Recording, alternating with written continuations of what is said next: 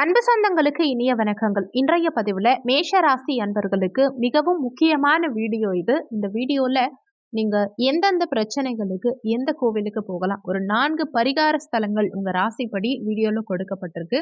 எந்த பிரச்சனைக்கு எந்த கோவிலுக்கு போனா சரியாகும், கோவிலுக்கு போக முடியாதவங்க என்ன மாதிரி விஷயங்கள் பண்ணலாம், இது மாதிரி ரொம்பவும் முக்கியமான பதிவு இது. நிறைய தகவல்கள் வீடியோல கொடுக்கப்பட்டிருக்கு. கொஞ்சம் கூட வீடியோவை ஸ்கிப் பண்ணாம முழுமையா பார்க்க முயற்சி செய்யுங்க. வாங்க வீடியோக்குள்ள போலாம். நமஸ்காரம். டிஆர்பி எக்ஸாம் எழுதுற டீச்சர்ஸ்க்கு முக்கியமான ஒரு இன்ஃபர்மேஷன். எங்க கிட்ட தரமான ஏற்கனவே டிஆர்பி எக்ஸாம்ல பாஸ் பண்ண நோட்ஸ், பெஸ்டான நோட்ஸ் இருக்கு. டிஆர்பி ஜுவாலஜி நோட்ஸ் இருக்கு. ஆல் சிலபஸ்மே கவர் ஆயிருக்கு. எல்லா சிலபஸ்க்கும் வித் கொஸ்டின் பேங்கோட எங்க கிட்ட நோட்ஸ் இருக்கு. Educational psychology and general knowledge நோட்ஸும் சேர்ந்தே கிடைக்கும். தேவைப்படுறவங்க கீழே கொடுக்கப்பட்டிருக்க கான்டாக்ட் நம்பருக்கு வாட்ஸ்அப் பண்ணுங்க. முக்கிய குறிப்பு, ஜுவாலஜி டீச்சர்ஸ் மட்டும் கால் பண்ணுங்க. முக்கியமான விஷயம், நிறைய பேர் கோவிலுக்கு எப்படி போறதுன்னு ஃபோன் பண்ணி கேட்குறீங்க. இந்த வீடியோவோட ஃபர்ஸ்ட் கமெண்ட்ல இந்த எல்லா கோவில்களுடைய மேப் லொக்கேஷனுமே பெயரோட சேர்த்து மேப் லொக்கேஷன் கொடுத்துருப்போம். ஓப்பன் பண்ணி பார்த்துக்கோங்க. ஒவ்வொரு கோவிலுக்குமே மேப் லொக்கேஷன் தனித்தனியாக கொடுக்கப்பட்டிருக்கு. நீங்கள் ஓப்பன் பண்ணி பார்த்தீங்கன்னா உங்களுக்கு ரூட்டும் தெளிவாகவே தெரியும். கோவிலுடைய கான்டாக்ட் நம்பரும் மேப் லொக்கேஷனில் நீங்கள் பார்த்துக்கலாம். மேஷராசியை பொறுத்த வரைக்கும் அஸ்வினி 1, 2, 3, 4ஆம் பாதங்கள், பரணி 1, 2, 3, 4ஆம் பாதங்கள், கிருத்திகை 1ஆம் பாதத்தை உள்ளடக்கியது மேஷராசி. மேஷராசிக்கு அதிபதி செவ்வாய் பகவான். வீடியோல சொல்லக்கூடிய பலன்கள் மேஷ ராசி மற்றும் மேஷ லக்னக்காரங்களுக்கும் ஆண் பெண் இருபாலருக்கும் பொருந்தக்கூடிய பலன்கள். மேஷ ராசி அன்பர்களை பொறுத்த வரைக்கும் இந்த ஆண்டு எப்படி இருக்குங்கிறதுக்கு முன்னாடி 2022, 2023 எப்படி இருந்தது, கடந்து வந்த பாதை எப்படி இருந்ததுங்கிறத பார்க்கும்போது கொஞ்சம் சுமாரா தான் இருக்கும். பல இடங்கள்ல நிறைய துன்பங்கள், துயரங்கள் அதிகமா வந்திருக்கும். போட்டி பொறாமைகள் அதிகமா நீங்க சந்திச்சிருப்பீங்க. குரு பகவானுடைய பார்வைகளும் பலமில்லாம இருந்திருக்கும். சனி பகவான் வேலையிலையும் வியாபாரத்திலையும் தொழில் சார்ந்த விஷயத்திலையும் நிறைய தடங்கல்களை ஏற்படுத்தி இருக்கலாம். ராகு கேது உங்களுக்கு ரொம்ப பாசிட்டிவ்ங்கிறது கிடையாது. ஏன்னா கலத்தர ஸ்தானத்துல கேது பகவான் இருந்திருந்தா 1.5 ஆண்டுகளா திருமண விஷயத்துல மேஷராசி அன்பர்கள் நிறைய பிரச்சனைகளை ஃபேஸ் பண்ணியிருப்பீங்க. திருமணம் ஆகாம இருந்திருக்கும். திருமணம் ஆனவங்களுக்கும் திருப்தி இல்லாம இருந்திருக்கும். கணவன் மனைவி பிரிஞ்சு வாழலாங்கிற எண்ணம் கூட வந்திருக்கும். இன்னும் சில பேருக்கு தவறான சில பிரச்சனைகள் உருவாகி இருக்கும். மேஷராசி ஆணா இருக்கட்டும் பெண்ணா இருக்கட்டும், படிப்புங்கிறது ரொம்ப முக்கியமான விஷயம். வேலை வாய்ப்புங்கிறதும் ரொம்ப முக்கியமான விஷயம். உங்க வளர்ச்சிங்கிறதும் முக்கியமான விஷயம். இந்த 3ஐயும் முதல்ல எடுத்துக்கலாம். படிப்பு, வேலை வாய்ப்பு, வளர்ச்சி. படிப்பை பொறுத்த வரைக்கும் உயர்கல்வியா இருந்தாலும் சரி, தொடக்க கல்வியா இருந்தாலும் சரி, இந்த காலகட்டங்கள்ல படிப்புடைய அளவுங்கிறது கம்மியா இருக்கும். நீங்க எதிர்பார்த்ததை விட சற்று சுமாரா இருந்திருக்குங்கிறது தான் உண்மை. இந்த மேஷராசி அன்பர்கள் அஸ்வினி, பரணி, கிருத்திகை இந்த 3 நட்சத்திரக்காரங்களுமே சரி, இந்த ஒரு கோவிலுக்கு நீங்க போயிட்டு வந்தீங்கன்னா உங்க படிப்பு நல்லா இருக்கும். உங்க வேலை வாய்ப்பு சிறப்பா இருக்கும். நீங்க படிச்ச படிப்புக்கு ஆப்போசிட்டா சம்பந்தமே இல்லாம ஒரு வேலை பார்த்துட்டு இருப்பீங்க. அந்த வேலை பார்க்குற இடத்துல ஒரு நிம்மதி இருக்காது. ஏன்னா உங்களுடைய சம்பளம்ங்கிறதும் உங்களுடைய உழைப்புக்கும் சம்பளத்துக்கும் சம்பந்தமே இல்லாத மாதிரி ஒரு கம்மியான சம்பளம் வாங்குற அமைப்பு. அதே மாதிரி பொருளாதாரத்திலையும் ரொம்ப கஷ்டப்படுற அமைப்பு, வளர்ச்சியே இல்லாத அமைப்பு. சம்பளத்தை கையில வாங்குறதுக்குள்ள போதும் போதுங்கிற அளவுக்கு ஆயிடும். அந்த சம்பளம் எப்படி செலவாகுதுன்னு கூட நமக்கு தெரியாது. வேலைக்கு போகும்போது மனம் வெறுத்து, வாழ்க்கைய வெறுத்து, எதுக்கு வேலைக்கு போறோங்கிறதே தெரியாம வேலைக்கு போறோம் இல்லையா? அந்த அளவுக்கு கஷ்டத்தை ஏற்படுத்தின இந்த வேலை வாய்ப்புல மாற்றம் உண்டாக சில சிரமங்களை சந்திக்கக்கூடிய மேஷராசி என்பர்களுக்கு வளர்ச்சி வேணும் இல்லையா? ஒரு கவர்மெண்ட் எக்ஸாம் எழுதுறோம், ஒரு நீட் எக்ஸாம் எழுதுறோம், ஒரு ஜேஇ எக்ஸாம் எழுதுறோம், ஒரு என்ட்ரன்ஸ் எக்ஸாம் ஏதோ ஒரு இடத்துல எழுதுறோம்னு வச்சுக்கோங்களேன். அதுல ஒரு முன்னேற்றம் வேணும் இல்லையா? நம்ம என்ன ஆசைப்படுறோமோ அது கல்வியிலையும் சரி, வேலை வாய்ப்பிலும் சரி ஏற்பட்டாதான் நமக்கு வளர்ச்சி இருக்கும். இந்த வளர்ச்சி இல்லாம மேஷராசிக்காரங்களால அடுத்த ஸ்டெப் எடுத்து வைக்க முடியுமா அப்படின்னா ரொம்ப கஷ்டம்தான். ஏன்னா அடுத்தவங்களுக்கு உறுதுணையா இருக்கக்கூடிய ராசி மேஷராசி. ஆனா சுற்றியுள்ளவங்க இவங்க கிட்ட அந்த அளவுக்கு அனுசரணையா இருக்க மாட்டாங்க. அதனால இந்த பிரச்சனைகளெல்லாம் தீர நீங்க செல்ல வேண்டிய கோவில், முதல் கோவில் திருவாரூர் தியாகராஜ சுவாமி திருக்கோவில்.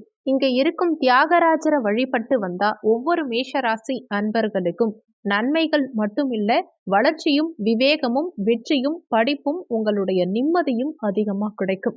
எந்த விஷயத்துக்கு எந்த தினத்துல போலாங்கிறத பார்க்கலாம். முதல்ல படிப்பு. குழந்தைகளுக்கு படிப்புன்னா படிப்பு ஸ்தானம், கல்வி ஸ்தானம் 4ஆம் இடம். அந்த 4ஆம் இடத்து அதிபதி சந்திர பகவான். அப்போ சந்திரனுக்குரிய நேரம் இரவு நேரம். இரவு நேரத்துல படிப்பு நல்லா வரணும் மேஷராசிக்காரங்கன்னு நினைச்சீங்கன்னா, இரவு நேரத்துல தியாகராஜர் சுவாமி, திருவாரூர் தியாகராஜ சுவாமி கோவில்ல தியாகராஜரை வழிபாடு செய்யும் போது படிப்பு நல்லா வரும்.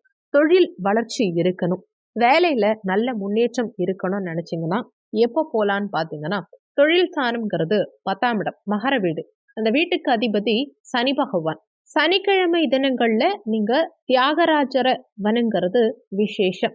அல்லது நார்மல் டேஸ்ல நீங்க இந்த கோவிலுக்கு போக போறீங்க அப்படின்னா, நார்மல் டேஸ்ல சனி ஹோரை நேரத்துல சுவாமி தரிசனம் பண்ணுங்க. இப்படி செய்யும் போது நல்ல உத்தியோகம், நல்ல வேலை, கை நிறைய சம்பளம் நிச்சயமா உங்களுக்கு கிடைக்கும். அடுத்து நாம போகக்கூடிய கோவில், 2வது கோவில், திருமண வாழ்க்கை நல்லபடியா இருக்கணும். திருமண வாழ்க்கையில பிரச்சனைகள் இருக்கக்கூடாது.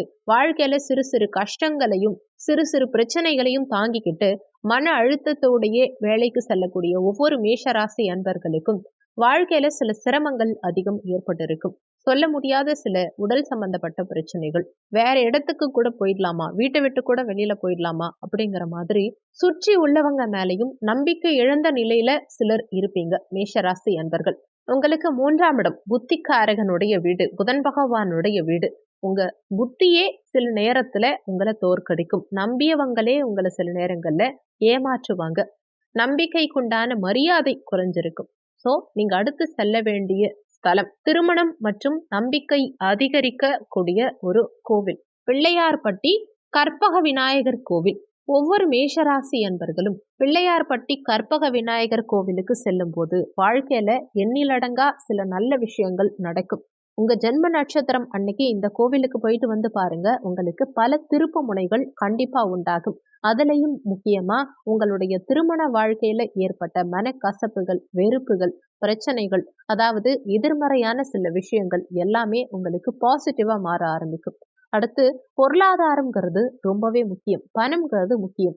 சிலருக்கு கொடுத்த பணம் வராம இருக்கும், நமக்கு வரவேண்டிய பணமும் வராம இருக்கும். அதே மாதிரி நம்ம ஒருத்தவங்க கிட்ட பணம் வாங்கிட்டு கொடுக்க முடியாமலும் கஷ்டப்படுவோம். வேலை, ஒரு கடை வச்சு இல்ல ஒரு பிசினஸ் ஸ்டார்ட் பண்ணி அதுல ஒரு டெவலப்மெண்ட் இல்ல அப்படிங்கிறதுக்கு ஒரு ரிலீஃப் எப்படி கிடைக்கும், இதுல முன்னேற்றம் எப்படி கிடைக்கணும் அப்படின்னா, ஒவ்வொரு மேஷராசி அன்பர்களுக்கும் வாழ்க்கையில ஒரு நல்ல ஒரு வேலை, நல்ல மாற்றம், நல்ல பணவரவு, நல்ல கடனை அடைக்கக்கூடிய அமைப்பு, இதையெல்லாம் சரி செய்யறதுக்கு எங்க போலான்னா திருவிடை மருதூரில் இருக்கக்கூடிய மகாலிங்கேஸ்வரர் கோவில்.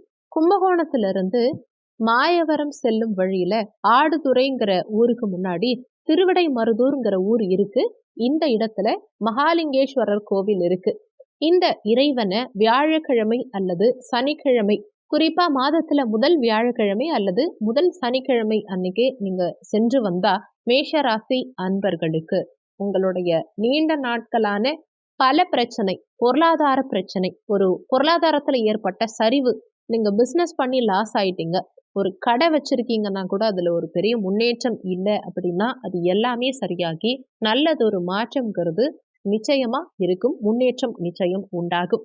கடைசியா வெளிநாடு போகணும் அப்படின்னா, அடுத்து குழந்தை பாக்கியம் இல்லைன்னா, வீட்டுல மன வருத்தங்கள் அதிகம் இருக்கு, அடுத்து உடல் சம்பந்தப்பட்ட பிரச்சனைகளிலிருந்து வெளியில வர முடியல, கொடுத்த பணத்தை ஏமாத்திட்டாங்க, நண்பர்கள் துரோகம் பண்ணிட்டாங்க, பெத்த பசங்க பேசுறது இல்ல, அப்பா அம்மா கிட்ட ஒரு பாண்டிங் இல்லாம இருக்கு, உறவினர்களே இல்லாம வாழறோம், ஏன் இன்னும் சில பேருக்கு அனாதையா இருக்கும் அப்படின்னு நினைக்கக்கூடிய மேஷராசி அன்பர்கள், உங்களுடைய பிரச்சனை எதுவா இருந்தாலும் சரி, இந்த ஒரு கோவில் உங்களுக்கு அவ்வளவு பெரிய மாற்றத்தையும் அவ்வளவு பெரிய மனமகிழ்ச்சியையும் ஏற்படுத்தும்னு சொல்லலாம். இந்த ஒரு கோவிலுக்கு நீங்க போயிட்டு வந்தீங்கன்னா கண்டிப்பா உங்களுக்கு கடந்த இந்த 3 கோவில்களுக்கு போயிட்டு வந்து என்ன ரிசல்ட் கிடைக்குதோ அதை விட தாண்டி பெனிஃபிட் கிடைக்கும். கண்டிப்பா ஒவ்வொரு மேஷராசிக்காரங்களும் இந்த ஒரு கோவிலுக்கு கண்டிப்பா போயிட்டு வாங்க. அதுலயும் இந்த ஒரு தினத்துல அவசியம் போயிட்டு வாங்க. அந்த கோவில் என்ன கோவில்னு பார்த்தீங்கன்னா, சிவபெருமான் தோன்றிய கோவில், ஆதி பழங்கால சிவபெருமான் கோவில், உத்திரகோச மங்கை. இந்த உத்திரகோச மங்கை சிவாலயம் சென்று வரும்போது எதிர்பாராத நன்மைகள் கண்டிப்பா மேஷராசி அன்பர்களுக்கு நடக்கும். அருள்மிகு மங்களநாத சுவாமி கோவில் உத்திரகோச மங்கைக்கு போறவங்க இந்த கோவில்ல போயிட்டு ஒவ்வொரு மேஷராசிக்காரங்களுடைய வாழ்க்கையிலையும் பல நல்ல விஷயங்கள் நடக்கணும் அப்படின்னு நிச்சயமா நீங்க வேண்டிக்கோங்க. அவசியம் போயிட்டு வாங்க. உங்க வாழ்க்கையில நிறைய மாற்றங்கள் நிச்சயம் தெரிய ஆரம்பிக்கும். அடுத்து இந்த கோவில்களுக்கு போக முடியாதவங்க என்ன பண்ணலாங்கிறத பார்க்கலாம்.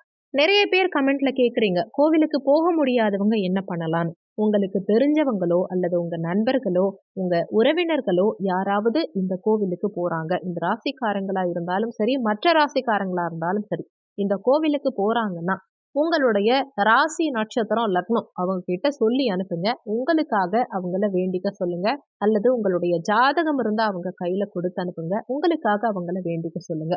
ஏன்னா நமக்காக நம்மளே வேண்டதை விட நமக்காக மத்தவங்க வேண்டும் போது அந்த பலன்கிறது உங்களுக்கு நிச்சயம் கிடைக்கும்.